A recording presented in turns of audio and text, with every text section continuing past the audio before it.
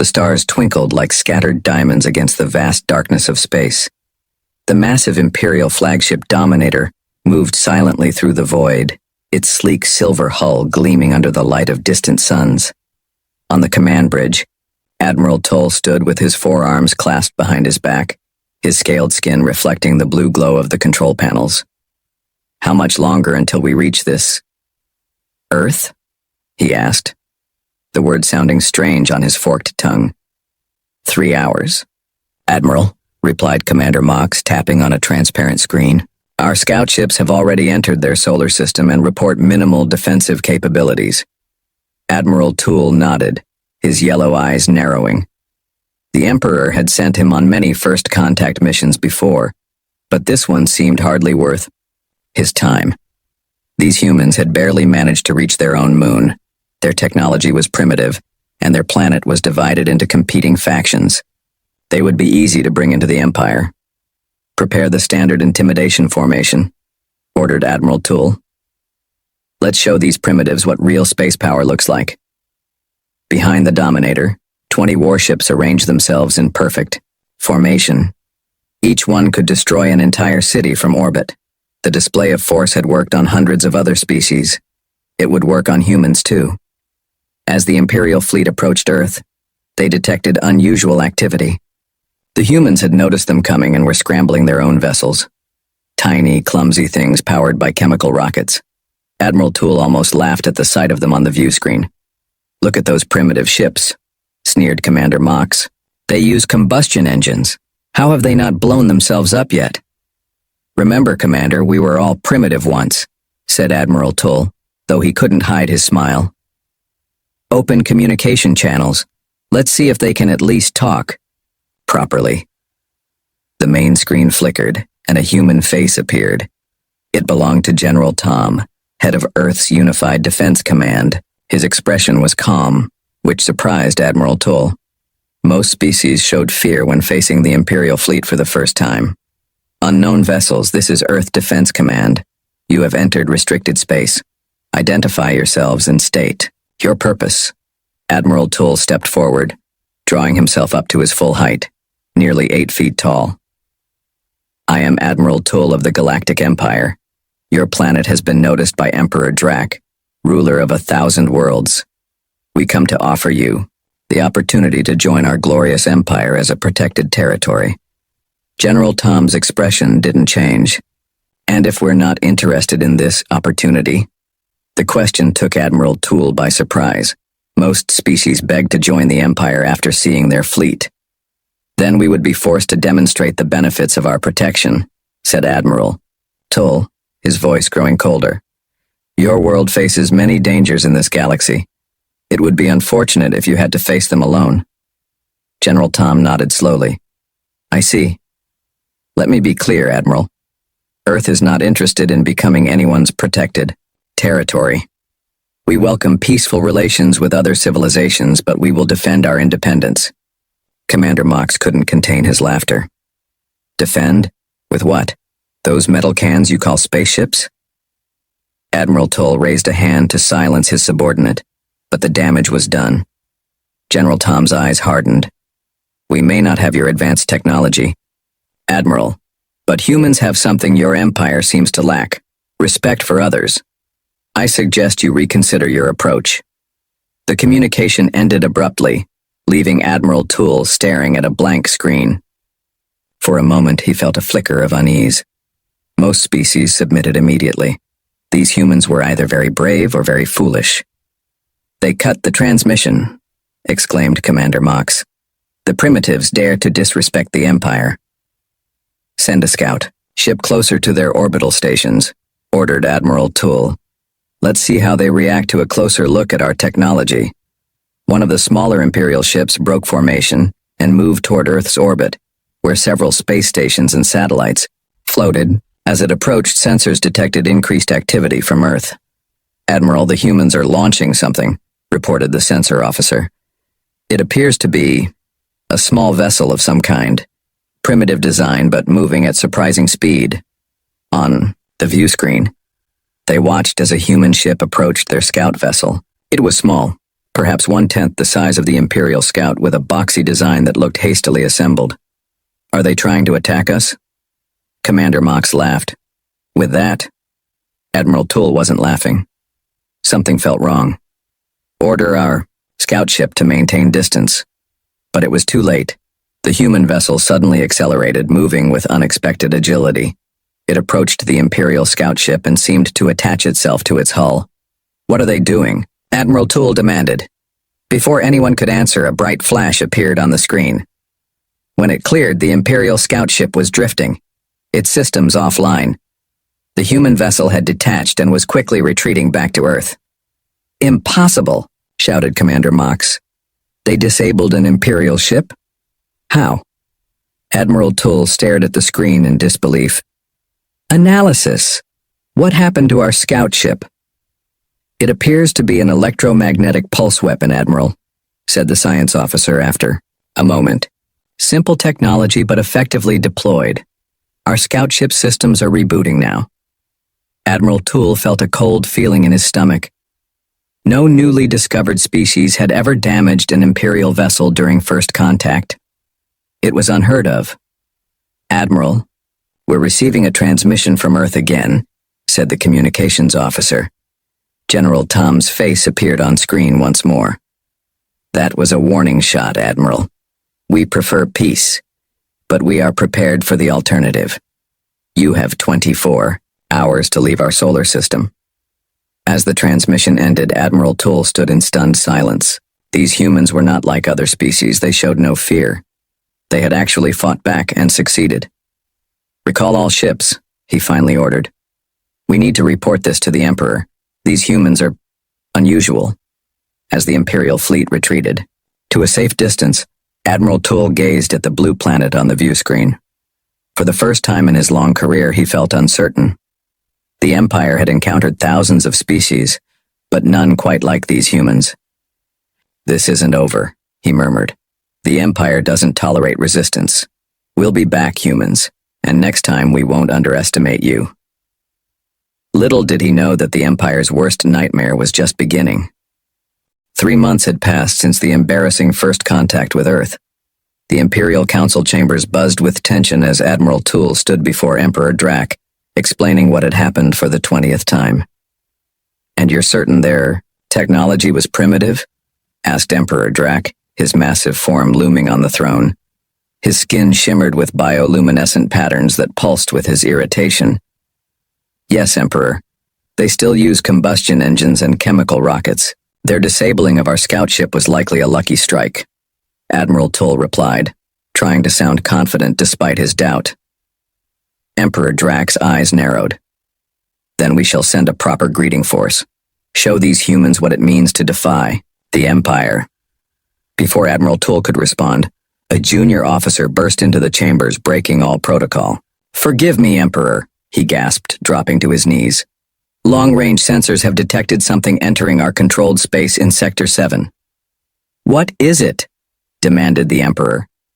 It appears to be a human ship, sir. A wave of laughter rippled through the council chamber. One small human ship was hardly a threat. And this required interrupting our council? Emperor Drac asked coldly. The officer trembled. Sir, the ship is massive, nearly the size of our largest battlecruiser, and the energy reading, they're off the charts. The laughter died instantly. Impossible, whispered Admiral Toole. They were just figuring out how to reach their own moon. Emperor Drac rose from his throne. Captain Ven. A tall, slender figure stepped forward from the shadows. Captain Ven was known throughout the Empire as their best strategist, with metallic implants covering half his face, enhancing his already impressive mental abilities. Take your battle group to intercept this human vessel. Determine if it truly is from Earth, and if so, how they've advanced so quickly. Captain Ven bowed low. As you command, Emperor. The Imperial battle group dropped out of faster-than-light travel near the edge of Sector 7. 5 sleek warships arranged themselves in attack formation, their weapon systems powered and ready. On the bridge of the lead ship, Invincible, Captain Ven studied the view screen with his organic eye, while his mechanical one processed data at incredible speeds. There it is. his second-in-command said quietly, pointing to a blip on the sensor display. Captain Venn zoomed in on the object. What he saw made his breath catch. The ship was unlike anything in the Imperial database. It was massive, nearly as large as their largest battlecruiser, but with a completely different design philosophy. Where Imperial ships were sleek and elegant, this vessel was blocky and overbuilt, with thick armor plating and what appeared to be multiple redundant systems. "That can't be a human warship," Captain Venn said, his voice barely above a whisper. "Is that possible?" "Sir, they're hailing us," the communications officer reported. "On screen," ordered Captain Venn, straightening his uniform. The view screen flickered and a human face appeared. He wore a simple dark uniform with minimal decorations. "This is Captain Jack of the Earth vessel Defiance. We come in peace and request diplomatic talks with the Galactic Empire." Captain Venn studied the human carefully. "This is Captain Venn of the Imperial Defense Fleet. Your ship's capabilities exceed our intelligence reports on human technology. Explain yourselves." Captain Jack smiled slightly. "Captain, we've been watching the stars for centuries. Did you really think we would announce all our capabilities to the first aliens who arrived? You're claiming this level of advancement was hidden when we first contacted Earth?" Captain Venn asked incredulously. "Not hidden, just not displayed. Your Admiral tool didn't exactly make a good first impression." Captain Venn's tactical mind raced. If the humans had deceived them about their technology, what else had they hidden? "Sir," his science officer whispered urgently, "our scans show their power source is some form of controlled fusion, but it's using principles our scientists believed were theoretically impossible to stabilize." Captain Venn kept his face neutral. "Captain Jack, the Emperor has authorized me to conduct preliminary negotiations. Would you be willing to come aboard my vessel?" "I'd be delighted," replied Captain Jack, "but I must insist on bringing a small security detail for diplomatic purposes." "Of course, we'll prepare a shuttle bay for your arrival." As the communication ended, Captain Venn turned to his crew. "Full analysis of that ship. I want to know everything about it before they arrive, and alert the Emperor immediately." An hour later, Captain Jack stood in the grand meeting room of the Invincible, accompanied by 3 human officers. They showed no signs of being impressed by the Imperial technology surrounding them. "Your ship is quite remarkable," Captain Venio began, gesturing for the humans to sit. "Our scientists are particularly interested in your power source." Captain Jack nodded. "Simple fusion, really. We've been working on it for centuries." "But the containment field you're using shouldn't be possible," said the Imperial science officer. "The energy required to maintain such stability would exceed the output." One of the human officers, a woman with short gray hair, smiled. "That would be true if you approached the problem from an energy containment perspective. We approached it from a material science angle instead." "Material science?" repeated Captain Venn, confused. "While you were developing energy fields to contain plasma, we were developing materials that could physically hold it," Captain Jack explained. "Different path, same destination." Captain Venn felt a chill run down his spine. The Empire had always focused on energy manipulation, considering physical materials to be a primitive approach. Had they been wrong all this time? "And your weapon systems?" he asked carefully. "We prefer not to discuss those unless necessary," replied Captain Jack. "We're here to talk peace, not war." Captain Venn nodded slowly. "Of course. However, you must understand our concern. 3 months ago, you were barely able to reach your own moon. Now you arrive in a warship rivaling our best vessels. As I said, Captain, we've been watching the stars for a long time. We knew we weren't alone, so we prepared. When your Admiral Tool arrived making threats, we simply accelerated our timeline." Before Captain Venn could respond, his communication device buzzed. "Excuse me," he said, stepping away to take the message. "Sir," came the urgent voice of his sensor officer. "We've detected energy signatures from the human vessel. They've activated some sort of weapon system." Captain Venn glanced back at the humans who were calmly waiting, showing no signs of hostility. "Are they targeting us?" he whispered. "No, sir. But the energy output it's off the charts. Whatever they're powering up could potentially disable our entire battle group." Captain Venn returned to the table, his face carefully composed. Captain Jack, our sensors indicate your ship has activated weapon systems. Care to explain? Captain Jack's expression didn't change. Just a precaution, Captain. Your Emperor has dispatched another fleet to our location. They'll arrive within the hour. We wanted to be prepared, just in case diplomacy fails. Captain Venn felt his heart racing. How had the humans detected the reinforcements?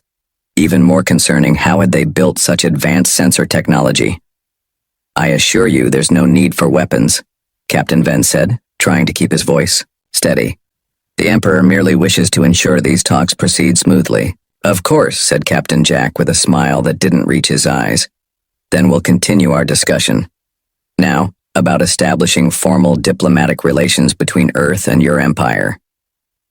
As the talks proceeded, Captain Venn couldn't shake the feeling that everything the Empire thought they knew about humans was wrong, and that realization terrified him more than any weapon ever could. The Grand Imperial Council chamber fell silent as Captain Venn finished his report about the human vessel, Defiance. Even Emperor Drax seemed shaken, his luminescent patterns pulsing erratically across his massive form. You mean to tell me, the Emperor said slowly, that these humans have achieved controlled fusion using material containment rather than energy fields? Captain Venn nodded, his cybernetic eye whirring as it projected data onto the large screen behind him. Yes, Emperor, and that's just the beginning. Their approach to technology is fundamentally different from ours. Admiral Tull stepped forward, his scales now a pale yellow from stress. Different how? Where we pursue elegant solutions with minimal components, they build redundant, over-engineered systems, Captain Venn explained. Where we refine and perfect, they iterate and improvise. Most importantly, they've developed along technological paths we abandoned centuries ago, seeing them as inefficient. The council chamber erupted in murmurs. The Empire had always prided itself on elegant technological solutions, systems that worked with perfect efficiency and minimal waste. The idea that a species would deliberately choose a different path seemed almost offensive. Emperor Drac raised a hand for silence. Bring in the human delegates. I wish to hear this from them directly. Minutes later, Captain Jack and his team were escorted into the chamber. They showed no signs of intimidation despite being surrounded by the Empire's most powerful leaders. Captain Jack of Earth, Emperor Drac's voice boomed across the chamber. Your ship has caused quite a stir among my advisors. We find ourselves curious about human technology. Captain Jack bowed slightly. We're happy to explain, Emperor, though I should warn you that I'm a soldier, not a scientist. Dr. Anna here would be better suited to answer technical questions. The woman with gray hair stepped forward. Perhaps I can clarify some misconceptions. When we detected your scout ships approaching our solar system months ago, we realized we needed to accelerate our plans. You knew we were coming? Admiral Tull asked, surprised. Dr. Anna smiled. We've been watching the stars for centuries. Our telescopes detected your ships long before you entered our system. Impossible, snorted the Imperial Science Advisor. Your technology couldn't possibly. Actually, Dr. Anna interrupted politely. While our space travel technology was indeed limited, our observational equipment is quite advanced. We've been studying the universe from our planet's surface for hundreds of years. She tapped a small device on her wrist, and a holographic display appeared in the center of the room. It showed what appeared to be the internal workings of the Defiance. The fundamental difference in our approach is this, she explained. Your empire builds ships like fine jewelry, precise, elegant, minimal. We build ships like fortresses, redundant, robust, over-engineered. The hologram zoomed in on the ship's power core. Take our fusion reactor. You contain plasma with energy fields, which is elegant but vulnerable to power fluctuations. We contain it with layers of specially developed materials that can physically withstand the heat and pressure. But that's so inefficient, protested the science advisor. Inefficient but reliable, countered Dr. Anna. If your energy field fails, your reactor fails. If one of our containment layers fails, we have 5 more backups. Emperor Drac leaned forward on his throne, genuinely intrigued. And this philosophy extends to all your systems? Yes, said Captain Jack, stepping forward again. Our ships don't have a single computer core. They have dozens of smaller ones that can take over, if others fail. We don't have one power distribution system. We have 6 separate grids. It's not elegant, but it's hard to kill. The hologram shifted to show the ship's weapon systems, and the Imperial Council grew noticeably tense. As for our weapons, Captain, Jack continued, we focused on kinetic energy rather than energy beams. Simple physics, mass times acceleration. We fire small projectiles at nearly the speed of light. Primitive ballistic weapons? Scoffed Commander Mox, who had been silent until now. Primitive concept, advanced execution, corrected Captain Jack. Each projectile masses only a few grams, but at near light speed it carries enough energy to disable a ship of your size. The room fell silent as the implications sank in. Such weapons would bypass the Empire's sophisticated energy shields, which were designed to deflect energy weapons, not physical objects. Why reveal all this to us? Emperor Drac finally asked. Surely this gives away your tactical advantages. Captain, Jack's expression grew serious. Because we want peace, not war. Earth has no interest in conquest. We built the Defiance as a deterrent, not an invasion force. Dr. Anna added, we've been watching your empire expand for decades. We saw how you absorbed other species, sometimes peacefully, sometimes not. We decided it would be better to negotiate from a position of strength. Emperor Drac's bioluminescent patterns pulsed rapidly, a sign of deep thought among his species. And if we declined peaceful relations, if we decided your technology posed a threat to the Empire? Captain Jack's voice remained calm, but his eyes hardened. The Defiance isn't our only ship, Emperor. It's just the first one we decided to reveal. The implications hung in the air like a physical weight. If humans had been hiding this level of technological advancement, what else were they concealing? Admiral Toole's face showed shock. You're bluffing. Our scans detected no other ships of this capability in your system. Because they're not in our system, replied Captain Jack. After your first visit, we dispersed our fleet. Standard human military protocol. Never keep all your assets in one place. A junior officer rushed into the chamber, breaking protocol for the second time that day. He whispered urgently to Admiral Toole, whose scales paled even further.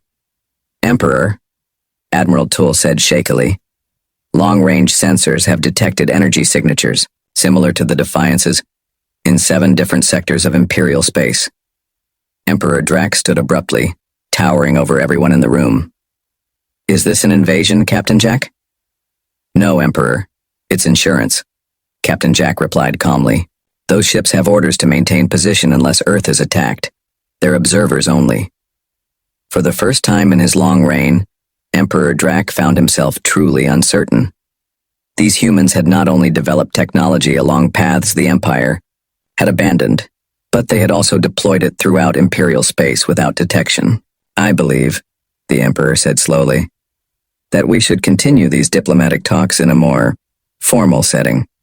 Perhaps a treaty between our peoples would be beneficial. Captain Jack nodded. That's why we came, Emperor. Not to threaten, but to establish understanding.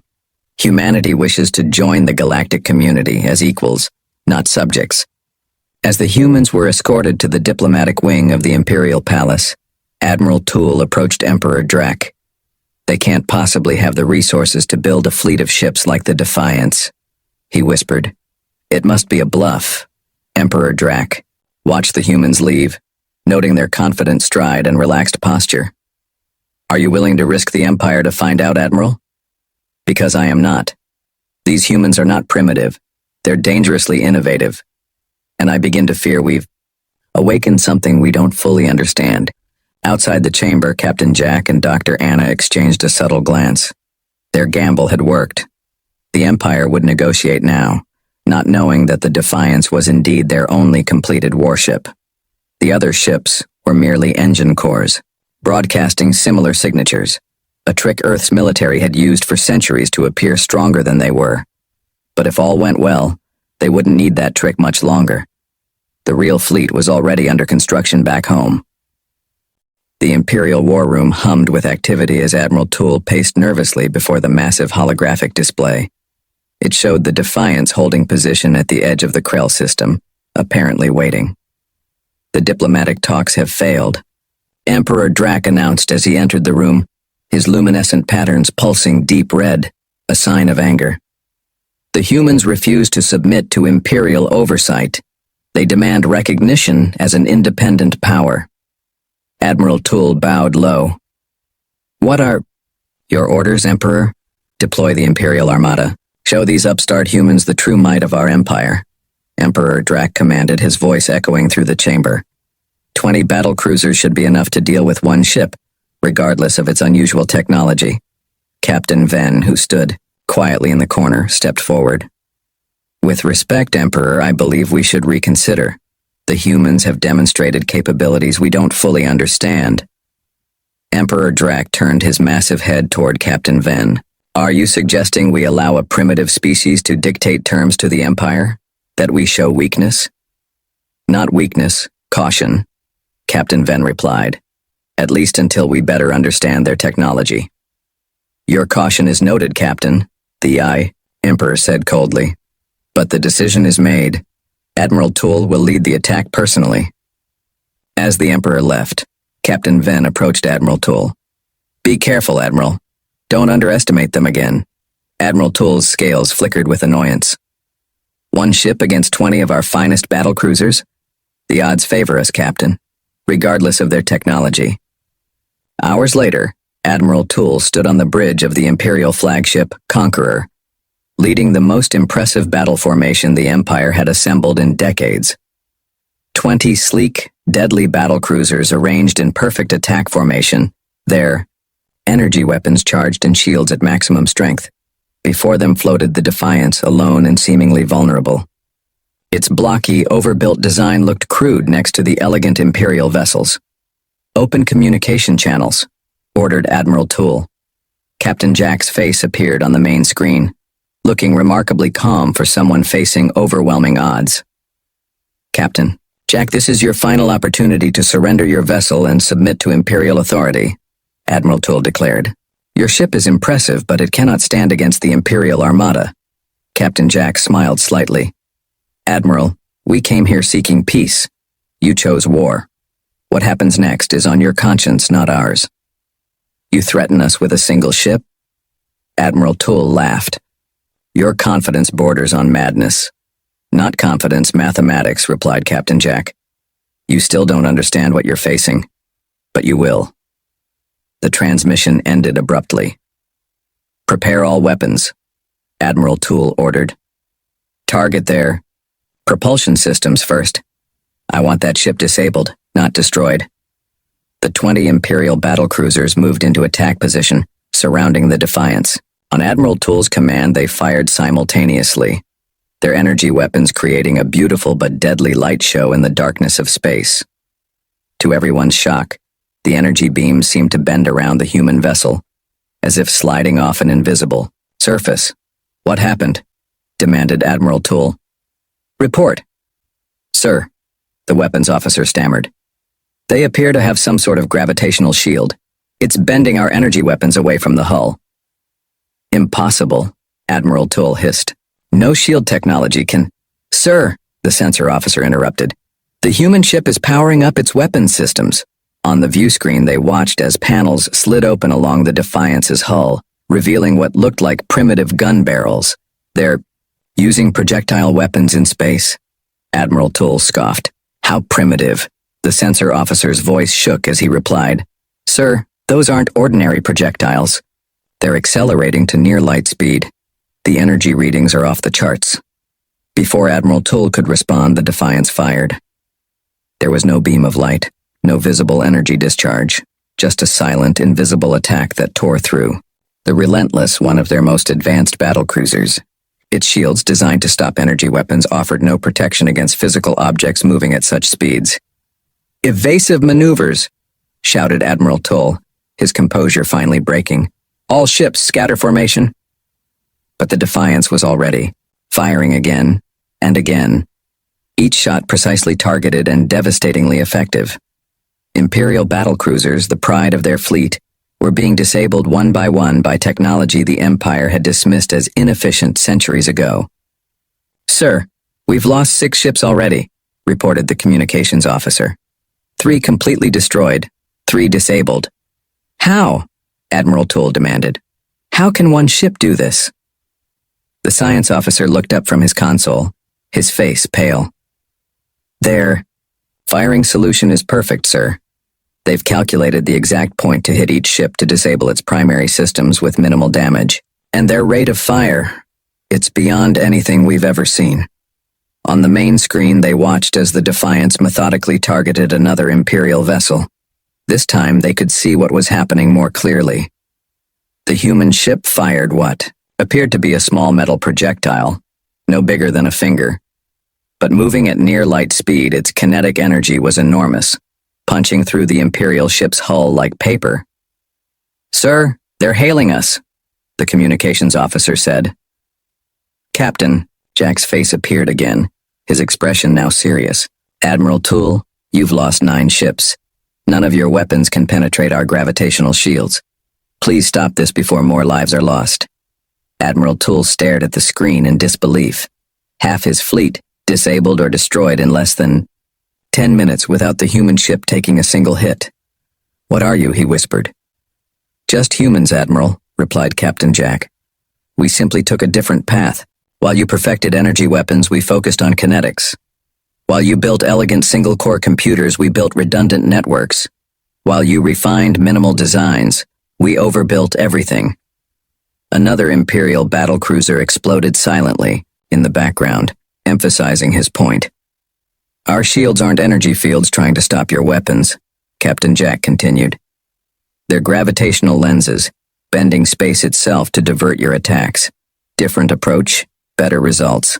Admiral Toole felt something he hadn't experienced in centuries: fear. The Empire had always believed its technology was the pinnacle of advancement, that elegant solutions were inherently superior. Now, faced with the brutal effectiveness of human engineering, he was no longer certain. "Stand down all weapons," he finally ordered, his voice barely audible. "All ships, cease fire." A collective gasp went through the bridge. Never in living memory had an Imperial fleet retreated from battle.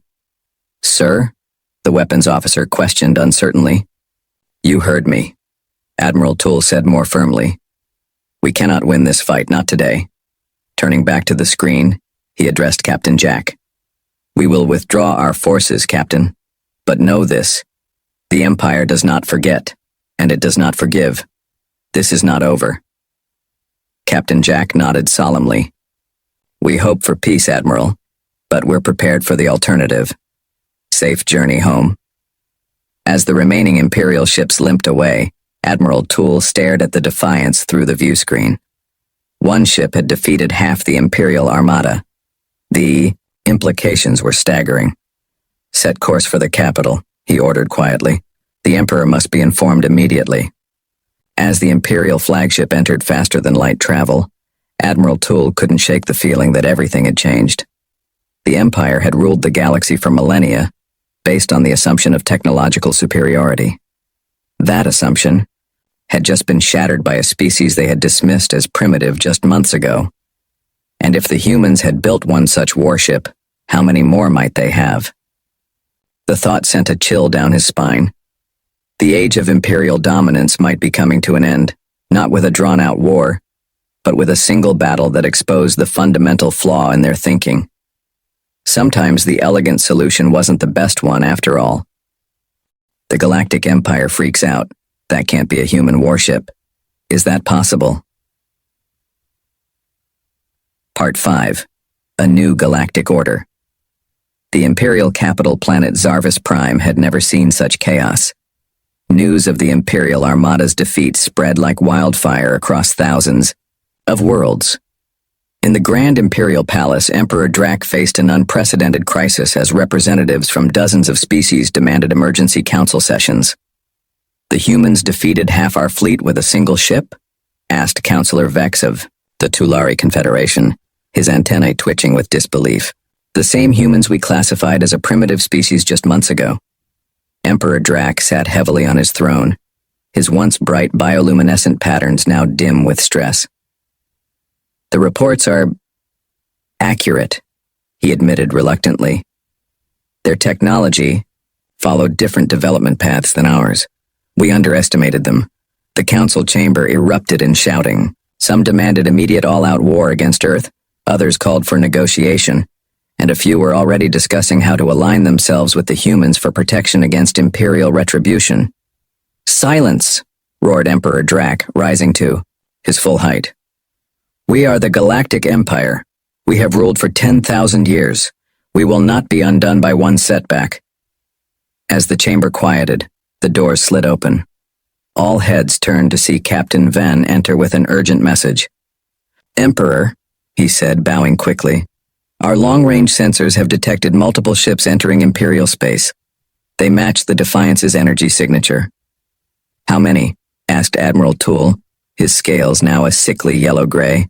Captain Ven's cybernetic I word as he projected data onto the main screen. 17 vessels, Emperor, all apparently of human design." A heavy silence fell over the council chamber. After witnessing what one such ship could do, the thought of facing 17 was terrifying. They're arranging themselves in a defensive formation around key Imperial trade routes, Captain Ven continued. "Not attacking, just positioning." "A blockade?" suggested Councillor Vex. "No," replied Captain Ven. "They're allowing all ships to pass freely. They appear to be simply observing." Emperor Drac's mind raced. This was worse than an attack. It was a demonstration. The humans were showing they could deploy ships throughout Imperial space at will. "They're requesting communication, Emperor," Captain Ven added. "Captain Jack wishes to speak directly to the Council." Emperor Drac nodded grimly. "Put him through." The main screen flickered, and Captain Jack appeared, now wearing a more formal uniform with simple insignia. "Emperor Drac, honorable council members," he began with a polite nod. "I hope our ship's presence hasn't caused undue alarm. They're under strict orders to maintain position and take no hostile action unless provoked. You deploy warships throughout our territory and claim peaceful intentions," Admiral Toole hissed. "This is an act of war." Captain Jack remained calm. "Actually, Admiral, we consider it necessary protection for our diplomatic team. Your attack on the Defiance made it clear that some elements of your empire prefer force to negotiation." "What do you want, human?" Emperor Drac asked directly, silencing Admiral Toole with a glare. "The same thing we've wanted from the beginning. Peaceful coexistence," replied Captain Jack. "Earth has no desire for conquest or subjugation, but neither will we be subjugated." "Your terms?" asked Emperor Drac, surprising everyone with his directness. Captain Jack seemed pleased by the Emperor's practicality. "Recognition of Earth and its colonies as a sovereign entity, non-aggression pacts, fair trade agreements, and—" He paused, looking directly at Emperor Drac. "An end to the Empire's policy of forced assimilation, not just for humans, but for all species."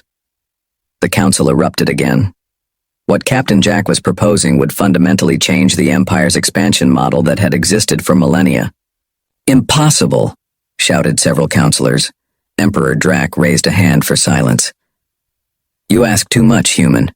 The Empire's methods have maintained peace and order for 10,000 years." "Have they?" countered Captain Jack.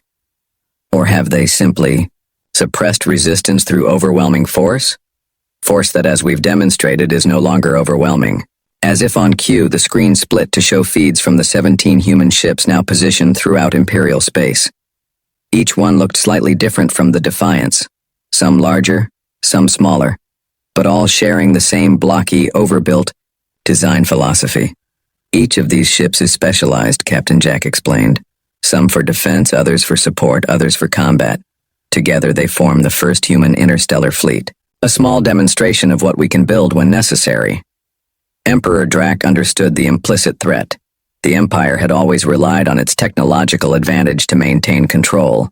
If the humans could build ships that rendered Imperial weapons ineffective, everything changed. And if we refuse your terms, he asked quietly. Then we'll defend ourselves, Captain Jack said simply. But we hope it won't come to that. We're offering partnership, not surrender. The Emperor studied the human captain thoughtfully. You could have attacked when our fleet retreated. You held the advantage. Why didn't you? Captain Jack's expression softened slightly. Because that's not who we are, Emperor. Humans have fought countless wars among ourselves throughout our history. We've learned the hard way that victory through destruction only leads to more conflict. He gestured to someone off screen, and Dr. Anna stepped into view. We've prepared a proposal, she said, for a new kind of galactic alliance. Not an empire ruled by one species, but a confederation of equals, each contributing their unique perspectives and technologies. Data began streaming to the Imperial systems. Detailed plans for a restructured galactic government, trade agreements, technological exchange protocols, and more. We've studied your history, Dr. Anna continued. Your empire began as a force for stability after the Chaos Wars. You brought order to a fractured galaxy, but systems must evolve or they stagnate and eventually collapse. Emperor Drac was silent for a long moment, processing. In his 10,000 years of rule, no species had ever approached the Empire as equals. They had always been conquered, or they had submitted willingly. This was unprecedented. Your proposal will require consideration, he finally said. The Empire does not change course quickly.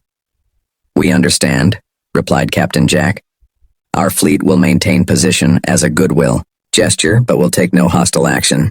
Our diplomatic team will remain available for further discussions. After the transmission ended, the council chamber remained silent. For the first time in living memory, the Empire faced a species it could not simply overwhelm with superior technology or numbers. Could we defeat them in an all-out war? Emperor Drac asked Admiral Toole privately after dismissing the council. Admiral Toole's scales flickered with uncertainty. Perhaps, Emperor, but the cost would be immense. And if there are more human ships under construction, there are, confirmed Captain Venn, who had remained behind. Our intelligence suggests their production facilities are operating at full capacity. They're building more ships even as we speak. Emperor Drac moved to the window overlooking the capital city. For 10 millennia, the Empire had represented the pinnacle of galactic civilization. Its technology was unmatched, its military undefeated. Now, a species they had dismissed as primitive had fundamentally challenged that order. Perhaps, he said slowly, it is time for the Empire to evolve, as the humans suggested. Admiral Toole looked shocked. Emperor, you can't seriously be considering their proposal, can't I? Emperor Drac turned to face his most trusted advisor. Our defeat wasn't just military, Admiral. It was philosophical. We believed our technological path was the only valid one. The humans proved otherwise. What other assumptions might we be wrong about? Captain Venn stepped forward. The humans' approach to technology is fascinating, Emperor. Different but effective. If we could learn from each other rather than fight. The Emperor nodded thoughtfully. Prepare a response to the humans. We will negotiate. As word spread throughout the galaxy that the mighty Empire was negotiating, with humans as equals, other species began to reconsider their place in the galactic order. Some reached out to Earth directly, seeking alliances and trade agreements. Others began demanding similar treatment from the Empire. A new era was beginning, not through conquest or submission, but through the recognition that different paths could lead to similar destinations, and that sometimes the most elegant solution wasn't always the best one. On the bridge of the Defiance, Captain Jack received the Emperor's response and smiled. Phase 1 was complete. Humanity had earned its place among the stars not by becoming like the other species, but by remaining uniquely human, innovative, adaptive, and endlessly resourceful. The real work was just beginning.